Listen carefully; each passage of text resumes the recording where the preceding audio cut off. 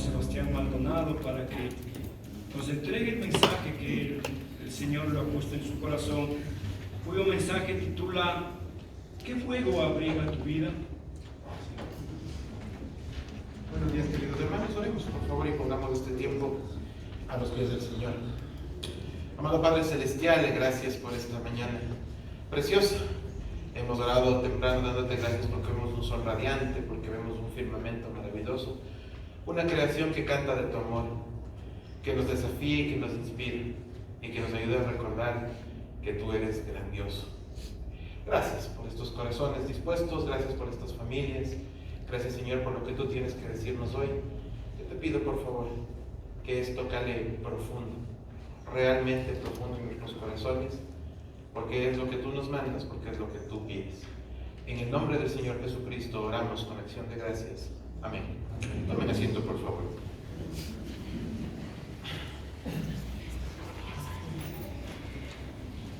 Sin duda, queridos hermanos, todos hemos escuchado hablar del avivamiento. Es una palabra que en el argot cristiano, que en el argot de las iglesias se escucha con mucha frecuencia. Todos estamos familiarizados con el término y deberíamos entenderlo como ese anhelo del pueblo de Dios, por el que oramos, por el que pedimos, por el que clamamos incluso, que tiene una razón de ser. Y quisiera que lo entendamos bien. En algún momento les decía en otros espacios y también desde el púlpito que existen términos que utilizamos con mucha frecuencia, pero que no siempre entendemos a qué se refieren. El término avivar es usualmente utilizado para hablar del fuego, ¿verdad? Pensamos en el fuego ardiente y el término avivar tiene sentido desde allá. Pensemos por un momento en una fogata que encendida empieza a apagarse. Si deseamos que continúe cumpliendo con su función, sea la de abrigar el lugar, sea la de utilizarlo para cocinar algo, pues necesitamos avivarlo para que pueda seguir cumpliendo cabalmente con su propósito, ¿sí? Entonces partimos del hecho de que hay un fuego que ha sido encendido y que por alguna razón empieza a apagarse, que requiere ser avivado para que pueda seguir cumpliendo con su propósito. Nuestra vida espiritual, queridos hermanos, como creyentes, es muy parecida. Se enciende en el momento en el que hemos recibido al Señor Jesucristo como nuestro Señor y Salvador, y establece una línea. De ahí en adelante, mucho dependerá que siga estando encendido de la calidad de la relación que tenemos con el Señor Jesucristo. Quisiera añadir a esta afirmación un punto adicional. No hablemos solamente de calidad, sino también de profundidad. ¿Qué tan intensa, qué tan verdadera es esa relación que nosotros tenemos con Él? Porque cuando nosotros no cuidamos de esa relación, inmediatamente nos dejamos llenar por el mundo, por la carne y por el pecado. Esa vieja naturaleza que vuelve a aflorar cuando nosotros dejamos de tener nuestra mirada centrada en Cristo. Eso tiene muchas implicaciones, pero en la de hoy, o la que quisiera topar en la mañana de hoy, es simplemente un enfriamiento. ¿Sí? Nos enfriamos, el fuego está menguando. El avivamiento espiritual, entonces, habla del fuego del Espíritu Santo, de ese fuego del Espíritu Santo que es avivado en nuestros corazones, permitiéndonos vivir con autenticidad e intensidad nuestra relación con Dios. La autenticidad nos habla de lo que es genuino y la intensidad de la fuerza, de la fortaleza de esa relación con Dios que va haciendo de nuestras vidas algo diferente. No hay mérito en ninguna de estas cosas, porque el fuego lo ha encendido el Espíritu Santo, porque la obra ha sido de Cristo, y porque es Él el que nos está impulsando a seguir adelante y el que nos ha dejado en su palabra claras instrucciones de cómo tenemos que hacerlo. Esa es nuestra responsabilidad. A lo largo de la narración bíblica nos encontramos, y me refiero a toda la Biblia, nos encontramos con avivamientos espirituales. Y yo quisiera solamente traer a colación dos para ponernos en contexto. El primero tiene que ver con el Antiguo Testamento en tiempos de Esdras y Nehemías, y en el Nuevo Testamento con el tiempo del Pentecostés. Por medio de estas experiencias, los estudiosos bíblicos han resumido el recorrido del avivamiento en 7 puntos importantes. No vamos a profundizar en los 7, pero sí los vamos a poner en el contexto del pasaje de hoy. El primero lo definen como el sueño de la iglesia que duerme. ¿Sí? Una una iglesia que ha dejado que se apague eso en sus corazones, y eso se nota automáticamente en la vida misma de la iglesia. Felipe Polisson nos decía en el mes de octubre que las iglesias fueron definidas, fueron creadas por el Señor para crecer. Cuando eso deja de suceder, algo está sucediendo en la vida de la iglesia. Valga la redundancia. Número 2, la sacudida. Cuando estamos adormitados o estamos adormecidos, cuando la iglesia duerme, hay una sacudida, un estímulo de dolor intenso que hace que la iglesia despierte súbitamente y tenga que racionalizar lo que ha sucedido. Número 3, esta situación nos lleva a un punto de reconocimiento. De reconocer ¿qué? Reconocer nuestra condición y de reconocer también nuestro pecado. Entender que hemos menguado, que no hemos seguido fielmente como el Señor esperaba de nosotros. Número 4, eso nos llevará al arrepentimiento. Si he reconocido mi falta, lo siguiente es arrepentirme de ella para no continuar en lo mismo, para cambiar nuestra vida. Número 5 y número 6, íntimamente relacionados. La búsqueda del rostro de Dios, que se define en dos cosas muy prácticas y muy sencillas. Cristo es predicado y la oración para buscar de Él. Así de sencillo. Estos 6 temas finalmente nos llevan al punto número 7, que es lo que estamos buscando como personas y como iglesias. La respuesta del Espíritu Santo, que no es otra cosa que el avivamiento espiritual.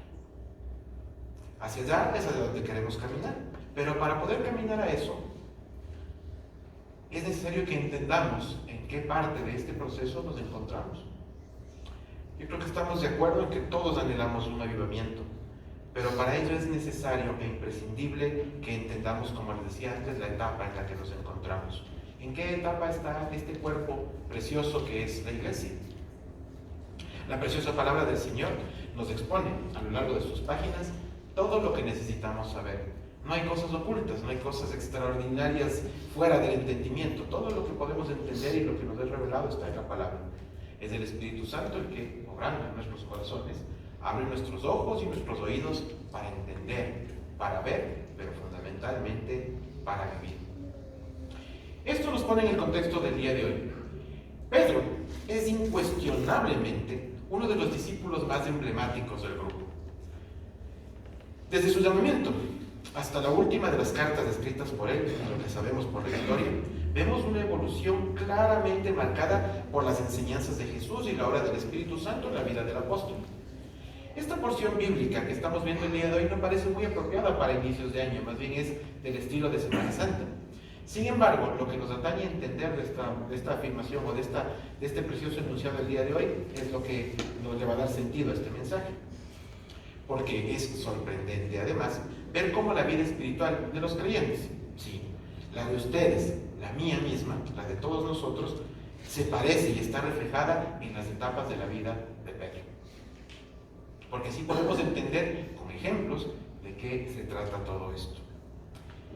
Les invito pues a que lo estudiemos el día de hoy y que lo hagamos con nuestros corazones abiertos para que el Señor nos vaya mostrando lo que pasaba en la vida del apóstol y que podamos ir entendiendo, pidiéndole discernimiento a Él, cómo se refleja esto en mi vida y en qué etapa de ese proceso nos encontramos. Al igual que Pedro, nuestras vidas como creyentes también han experimentado momentos altos y momentos bajos. ¿Recuerdan ustedes ese primer amor? Ese recibir del Señor Jesucristo cuando alguien les predicó y se llenaron y abrían la Biblia todo el tiempo, le predicaban a la gente y querían comerse el mundo. ¿Sí? Querían comerse el mundo de la mano de este amor tan grande e inimaginable, porque es algo así como que la visión se nos abre, ¿verdad? Vemos las cosas de otra forma. Todos hemos sido parte y hemos vivido ese momento precioso, ¿verdad? Y es maravilloso. Yo recordaba que eso, cuando preparaba este mensaje, me sucedió un momento en la misión en Montallac, de una conversación con una querida hermana que me predicaba de una manera mucho más clara, y fue un momento en que mi entendimiento se abrió. Dios lo utilizó para poder entender las cosas. Yo había escuchado la palabra antes, me había vuelto lo que algunos llaman un simpatizante del Evangelio, pero hasta ese momento no había entendido lo que realmente era. Y desde ahí en más, ver las cosas de otra forma, ver las cosas de una manera distinta. Había un deseo vivo, ¿sí? Un deseo vivo que estaba alimentado y estaba ardiendo dentro de nuestros corazones. Es incontenible y es maravilloso. Estoy seguro, mis queridos hermanos, que también han vivido los momentos de prueba y lo que algunos autores llaman los tiempos del desierto o de la sequedad y hasta del sueño espiritual, que se refiere al estar adormecidos, como les dije al principio, no a otra cosa. ¿Sí? Ya no estamos tan activos, ya no estamos tan motivados. Algo está sucediendo y nos hemos vuelto parte de la costumbre, de la corriente, de la pasividad. Eso nos deja a nosotros en un momento incluso en donde nos llegamos a sentir solos, tristes y pequeñitos. Y vemos a Dios lejano y lo ubicamos incluso en posiciones secundarias en nuestra vida, dándole prioridad a cualquier otra cosa. Tenemos que ser sinceros. En muchos creyentes eso sucede, en muchos de nosotros sucede o ha sucedido. El problema no es que nos haya pasado o que nos sucede, sino quedarnos ahí. Entonces, revisemos el contexto en donde la porción bíblica del día de hoy tiene su momento. 3 cosas importantes habían sucedido. La primera, Jesús había sido tomado prisionero. Ante la mirada de ¿quién? De todos sus discípulos, de sus seguidores, atónitos, porque no se imaginaron lo que iba a pasar, a pesar de que el Señor Jesucristo les había venido advirtiendo durante algún tiempo lo que iba a pasar.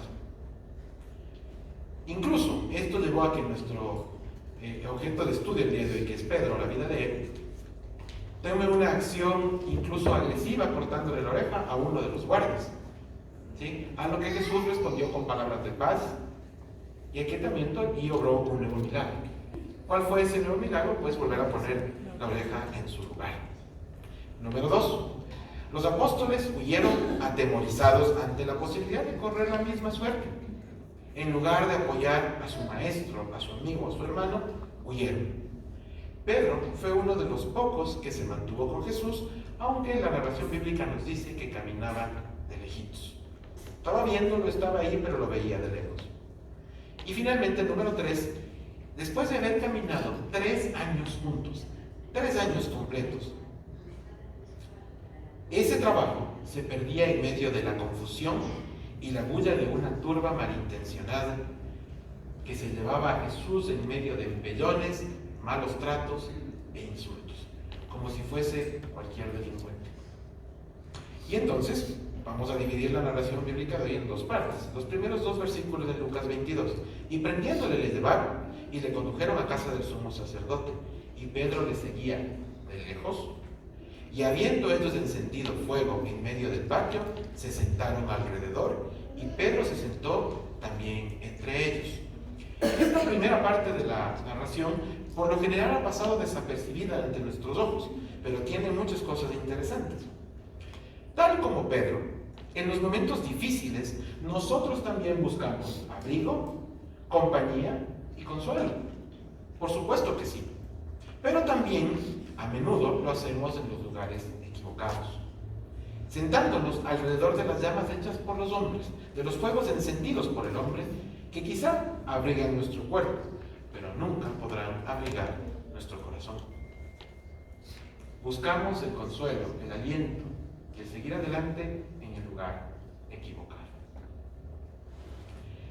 Una vez que hemos tomado la decisión equivocada de dónde estar, el mundo, ese mundo del que vinimos en algún momento y ese mundo al que queremos mantener lejos de nuestras vidas y a la vez impactar con el Evangelio, hace que el tiempo pase sin que nada cambie y nos acostumbramos a vivir viendo a Jesús de lejos. ¿Sí? Ya estaba lejano y sigue lejano para nuestros ojos. Nos convertimos entonces en cristianos ocasionales o cristianos de domingo, que ante cualquier estímulo somos incluso capaces de negar nuestra fe, sin ningún problema. Entonces vemos que al calor de una discusión o de una conversación con amigos o familiares, es preferible no hablar de Jesús ni defender nuestra fe, a la bandera de pasar bien, a la bandera de estar tranquilos, a la bandera de no quitarnos la comodidad. Y entonces, mis queridos hermanos, negamos que conocemos a Jesús como también lo hizo Pedro, o lo intercambiamos a Él por cualquier corriente de pensamiento. En la cena de Navidad de mi familia en este año, uno de mis primos dijo algo que me impactó, porque cuando tomó la palabra en algún momento decía que en este año él había descubierto, refiriéndose al 2019, la espiritualidad. Primera afirmación que me llamó la atención, dije, qué bien. Luego dijo que no como la mayoría de nosotros o nosotros lo entendemos. Entiendo y sé que la está buscando en medio de doctrinas gnósticas, temas de meditaciones trascendentales y esas cosas que hemos escuchado por ahí, que no son otra cosa que engaños del enemigo para mantener nuestros ojos distraídos del Señor Jesucristo y por ende nuestros corazones lejanos de Él. La espiritualidad per se no significa nada. Lo que le da sentido a nuestras vidas se reduce a una palabra: Cristo. Con Él, lo que sea. Sin Él, nada. Absolutamente nada. Y entonces, ese contexto y esa situación que vivió Pedro, que también se refleja en nuestras vidas, como el dormir espiritual, nos dormimos y estamos apagados y estamos con el fuego muy chiquito, nos lleva a que nosotros veamos el resto del pasaje, desde el versículo 56. Pero una criada, dice la narración, al verle sentado, y se refiere a Pedro, al fuego, se fijó en él y dijo: también este estaba con él. Pero él lo negó diciendo: mujer, no lo conozco. Un poco después, viéndole otro, dijo: tú también eres de ellos. Y Pedro dijo: hombre, yo no soy. Como una hora después, otro afirmaba diciendo: verdaderamente, este estaba con él, porque además es Galileo. Y Pedro dijo: hombre, no sé lo que dices. Y enseguida, mientras él todavía hablaba, el gallo cantó.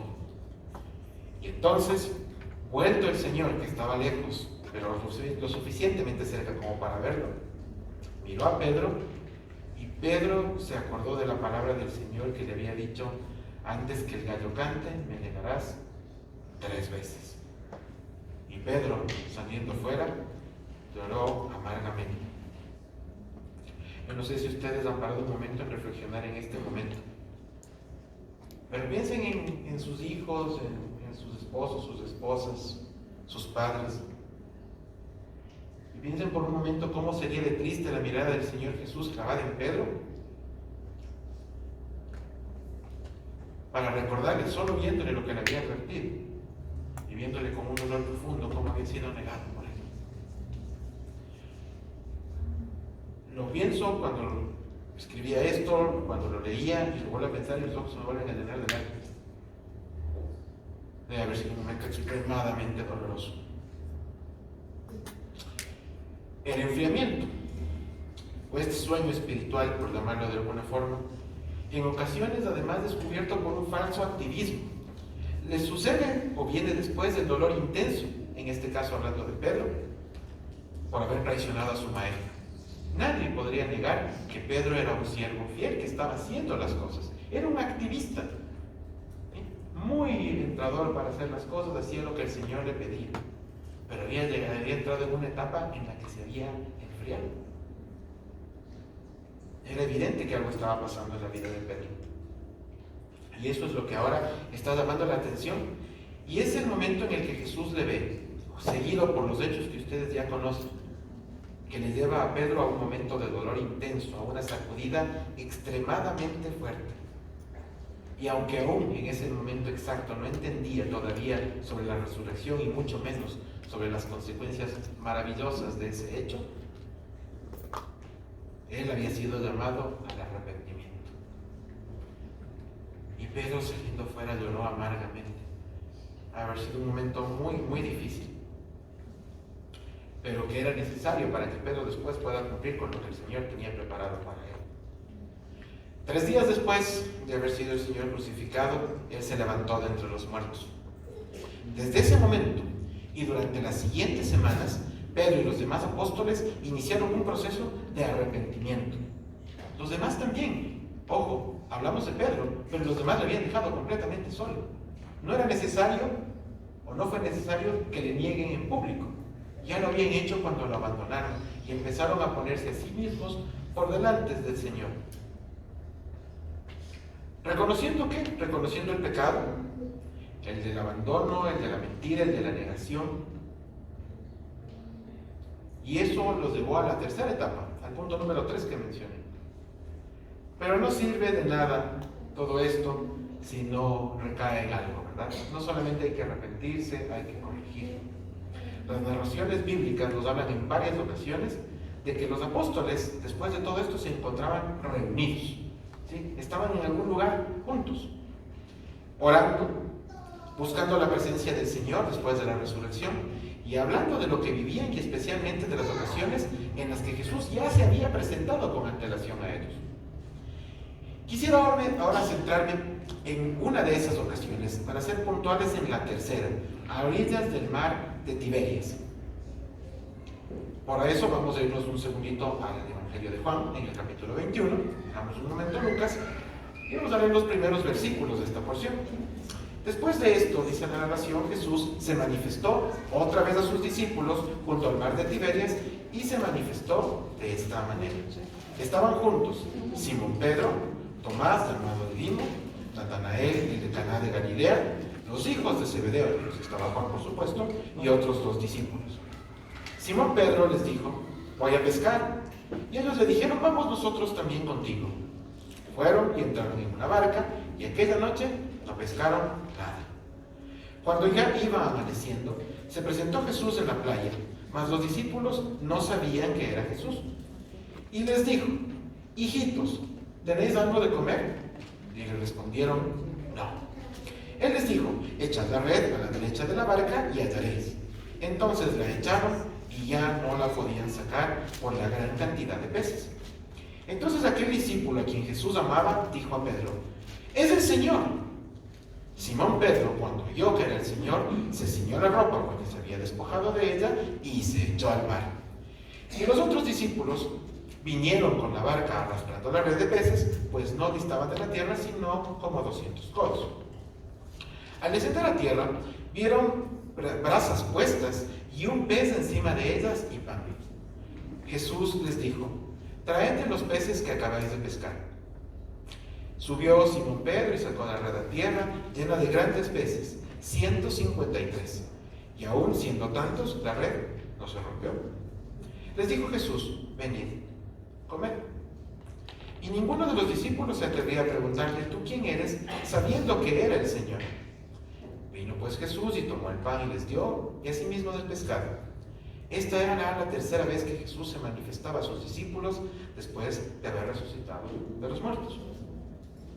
En esta ocasión, Pedro, nuestro querido Pedro, en su búsqueda de un abrigo espiritual auténtico, se acercó con desesperación a Jesús. Se lanzó al agua y nadó hasta la orilla.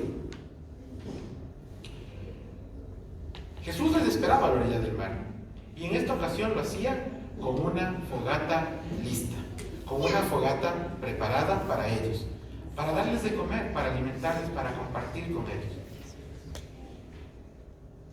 Junto a ese fuego, Pedro finalmente pudo encontrar el abrigo y el consuelo que en aquella noche, unos días antes o unas semanas antes, no pudo encontrar.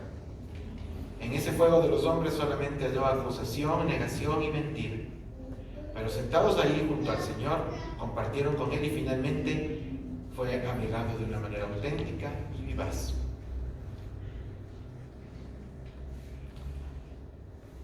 Él encontró lo que necesitaba y lo que Dios tenía para él cuando buscó en el lugar correcto. Pero Jesús no se iba a quedar solamente en el consuelo, sino que llegó el momento de avivar el corazón de un Pedro arrepentido que había sido perdonado en los brazos de su maestro. La narración bíblica continúa en el versículo 15 de Juan 21. Cuando hubieron comido, Jesús dijo a Simón Pedro: Simón, hijo de Jonás, ¿me amas más que estos? Le respondió: sí, Señor, tú sabes que te amo. Y él le dijo: apacienta a mis corderos. Volvió a decirle una segunda vez: Simón, hijo de Jonás, ¿me amas? Y Pedro le respondió: sí, Señor, tú sabes que te amo. Y él le dijo: pastorea a mis ovejas. Le dijo la tercera vez: Simón, hijo de Jonás, ¿me amas? Pedro se entristeció de que le dijese la tercera vez: ¿me amas? Y respondió: Señor, tú lo sabes todo, tú sabes que te amo. Y Jesús le dijo: apacienta mis ovejas. Las palabras de Jesús no eran palabras de acusación, sino por el contrario, eran palabras de liberación de una carga de culpa para Pedro, de la carga de la culpa que él tenía. Eran la respuesta a su arrepentimiento. Y el Señor no solo lo perdonó, sino que además le hizo un encargo que ha trascendido de la misma persona del apóstol hacia cada uno de nosotros. Poco tiempo después, el Señor ascendió, pero en esta ocasión, el sentir de los apóstoles era distinto, era diferente. En su entorno nada había cambiado para bien. La persecución era más férrea y, sin embargo, supieron encontrar el tiempo y el lugar para estar juntos, para estar unánimes en oración y buscar el rostro de Dios. ¿Cómo lo hacían? Orando y hablando de su tiempo con Jesús. Hasta cuando llegó el día de Pentecostés, en donde sus corazones fueron avivados por el fuego y por el poder del Espíritu Santo. Y ellos, llenos de él, salieron a gritarle al mundo que Cristo es el Señor, que había resucitado y que lo hizo por amor por todos nosotros y para salvación. Eso fue lo que le gritaron al mundo y eso fue lo que salieron a hacer. El avivamiento, mis queridos hermanos, no es un estado de confort personal. El avivamiento espiritual tiene un propósito, como lo tuvo en el tiempo de Pentecostés. Los apóstoles no recibieron el fuego y el poder del Espíritu Santo para sentarse a no hacer nada, sino para salir y comerse el mundo. Las consecuencias naturales de esto las conocemos todos. Las conversiones de 3,000, de 5,000, los apóstoles hablando en las lenguas de nacimiento de la gente que estaba por doquier. El asunto era simplemente fantástico. El poder de Dios manifestado en el Espíritu Santo, obrando en la gente, tenía un propósito claro y definido: llevar el Evangelio al mundo. ¿A quiénes? A todos, porque todos somos necesitados del Señor. Todos, sin excepción. El que se sienta junto a usted en un bus, el que se cruza por la calle, su compañero o compañera de trabajo, su familia, su vecino. Todos. Un familiar cercano me dijo hace unos días que sabía y anhelaba el avivamiento, que sabía que tenía que evangelizar, pero le costaba dar 2 pasos para cruzar la calle y decirle a su vecina que Cristo le amaba. Esa es la realidad de este mundo. Y es la realidad de muchos en las iglesias, de muchos, demasiados. Si clamamos por un avivamiento, mis amados hermanos, entendamos que ese avivamiento, cuando llegue, tendrá un propósito.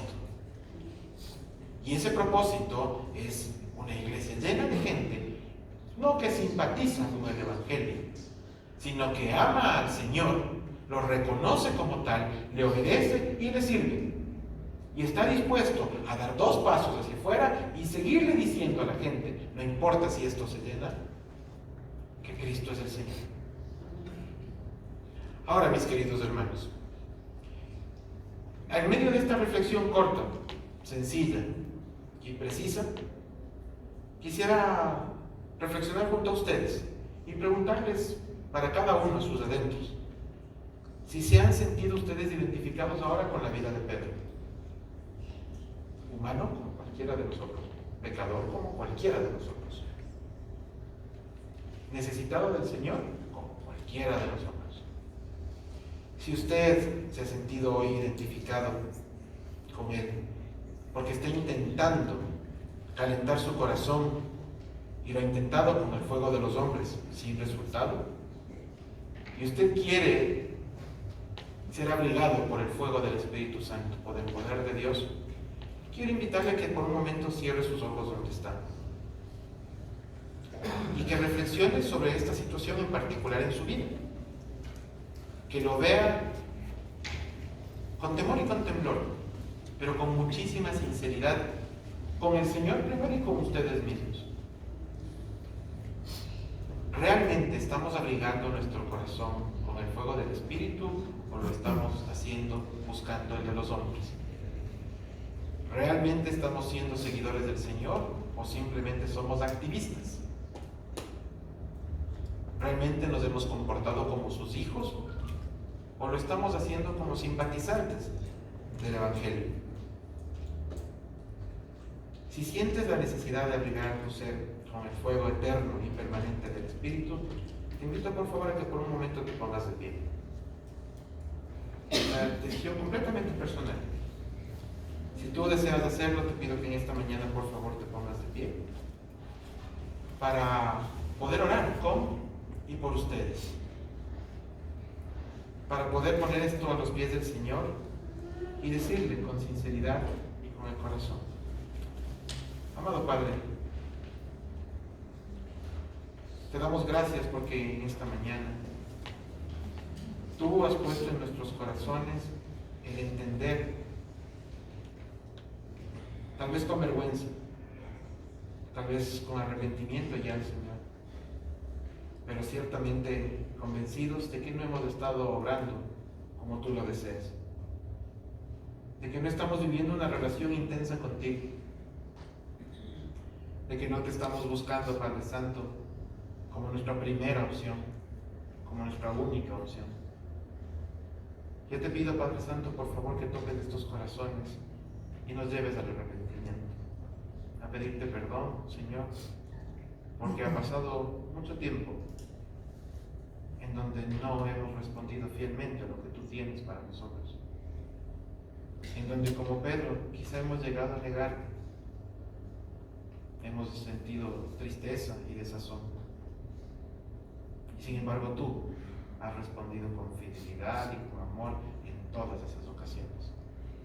Te pido, Padre Santo, y es mi oración por cada uno de mis hermanos que están aquí presentes, que tú, Señor mío, avives nuestros corazones, que el fuego de tu Espíritu Santo haga que sea incontenible el hablar de Jesucristo al mundo, sin importar el lugar ni la hora, que cada oportunidad sea aprovechada para decirle a alguien más que Cristo le ama, como tú nos amas a nosotros, no porque lo hayamos sabido, sino porque lo hemos vivido. Padre de bondad, tú tienes una misión y una tarea para cada uno.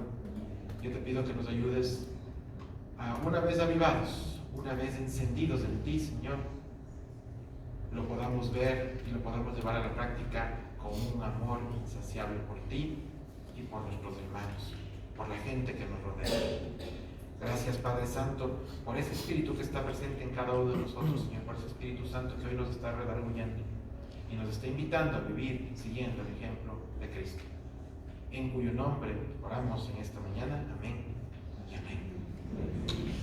Mis queridos hermanos, si el Señor les hiciera a ustedes, a cada uno de ustedes, la pregunta que le hizo a Pedro, ¿qué le respondería? Si es que el Señor les dice: Emilio Alarcón, ¿me amas?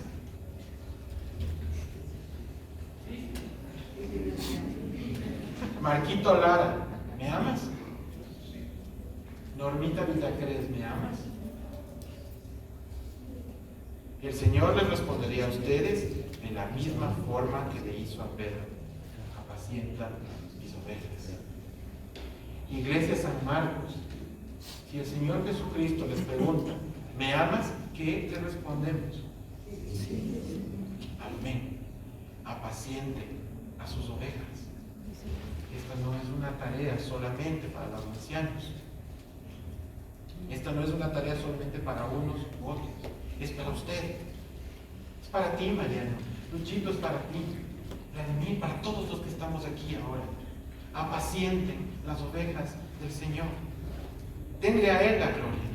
Dejen que el Espíritu Santo les dirija. Lo va a hacer.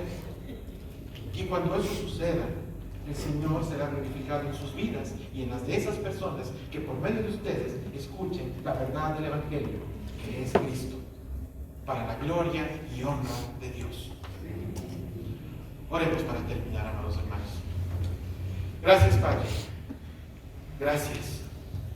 Intensas gracias, Señor mío, porque tu mensaje es claro, porque tu palabra es verdad y porque el Evangelio es necesidad para las naciones. Te pedimos, Padre Santo, que calles al mundo en nuestros oídos y en nuestros corazones. No importa lo que está sucediendo, lo que sucederá, nuestra mirada, nuestro corazón deben y descansan por siempre en el Señor, en el poder del Espíritu Santo que nos dirige, que nos muestra su palabra y que nos revela su voluntad a través de lo que tú nos has dejado aquí. Yo te pido, Padre Santo, que todo eso que hemos logrado aprender y acumular por tanto tiempo, desde hoy en adelante, sea un espacio para enseñarle a alguien más lo que tú nos has enseñado y nos has dado por gracia. Que no tengamos excusas, que no tengamos espacio, Padre Santo, para decir que no, que la pereza, que cualquier cosa, Señor mío, que se interponga entre el llevar tu evangelio y los demás y nosotros, sea desechada. Y que nosotros, Señor mío, asumamos con responsabilidad y con un amor, hágame, con un amor filial, nuestro compromiso y nuestro llamado a llevar tu evangelio a las naciones, empezando por los que están más cerca de nosotros. Que en eso, Señor mío, y en cada paso que demos, como tú bendijiste a Moisés, por favor tú nos guíes yendo por delante y nos acompañes a nuestro lado sosteniéndonos, porque en nuestras fuerzas no se puede, solo en ti, por ti y para ti. En el nombre del Señor Jesucristo, llevamos nuestra oración con gratitud. Amén y amén. Que el Señor les bendiga a todos.